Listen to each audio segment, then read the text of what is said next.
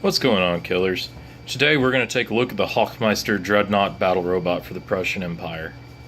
Now, this came out earlier in the year, along with the other Dreadnought battle robots that the other core nations got, and seems to me, by looking on Spartan Games forums, people are really mixed. You either really love the Dreadnought battle robots, or you absolutely despise them. And if you love them, it's probably because you're a fan of giant stompy robots and crap tons of firepower. And if you hate them, it's probably because you think they're incredibly overpowered, hard to beat, tough to crack, all that good stuff. Well, they're kind of easy to... well, not necessarily easy to beat, but if you know what you're doing, you can easily take them out. Let's just say that.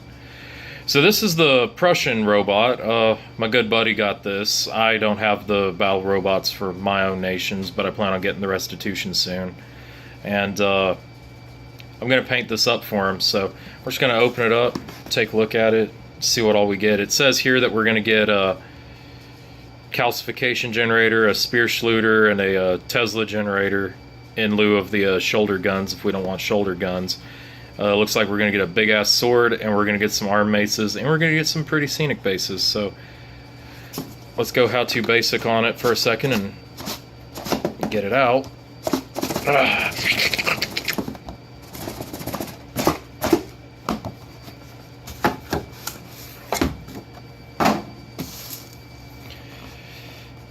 Done sliced it open already, but then I was like, hang on, I want to do an unboxing of this. And it has been unboxed. So, we got this little bag here. We've got the headpiece. I think those are the hip plates. I think it's going to be those pieces right there.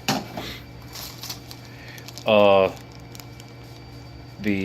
blade for the Tesla sword. And our gun turrets and stuff, so that's nice.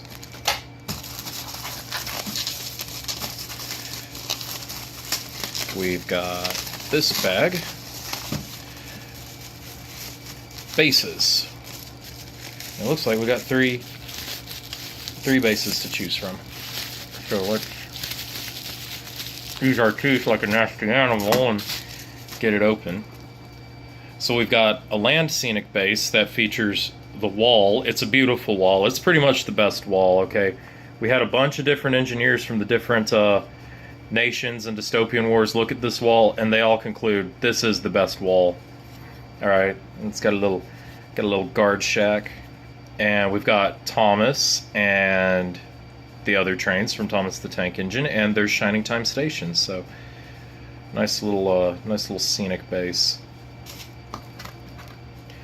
A clear, nothing on it base if you're into that sort of thing. I think this is going to be a new painting palette or something. And a water scenic base with paint on it already, which is odd because I haven't started on it. Or maybe that's just mold release agent. I don't know, it's kind of greasy.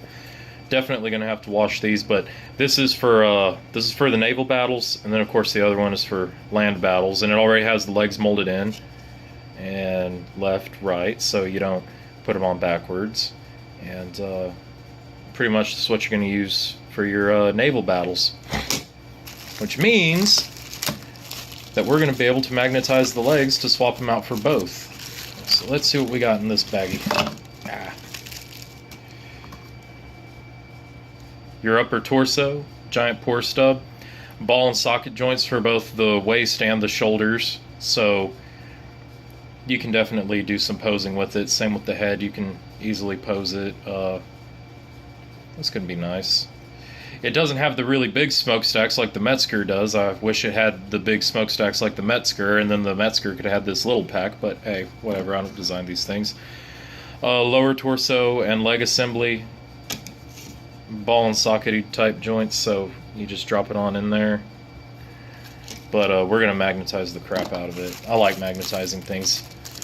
I don't necessarily like magnetizing things, but I like the idea of magnetizing, and if I have to do it, then I will. Well, this is going to be some weapons. Let's see what we got in here. Cast metal hand for the giant two-handed sword. and we're gonna have to clean that up a little bit.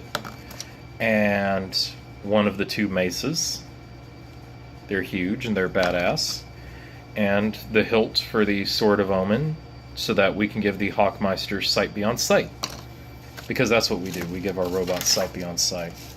Let's go on ahead and consolidate all this stuff right quick. And then this last bag is probably going to be arms and legs, because I haven't seen any more arms and legs. Yep. Ball and socket joints for the arms to go into the shoulders and the hands.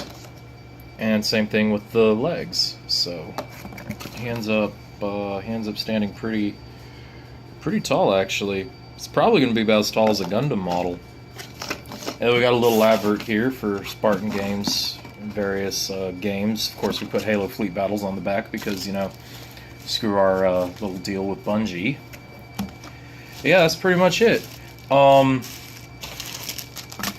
Pretty much, my buddy only wants the sword. He doesn't care about the maces. Apparently, maces do more damage but have a lower crit chance, and the sword has a higher crit chance but lower damage, and I think he's decided that he wants that crit chance over damage, so we're gonna oblige him with that. And so tonight what we're gonna do is we're just gonna sit here and file off the poor stubs and get it cleaned up, and then our next task is, while we're painting our French and our Russians, we're also going to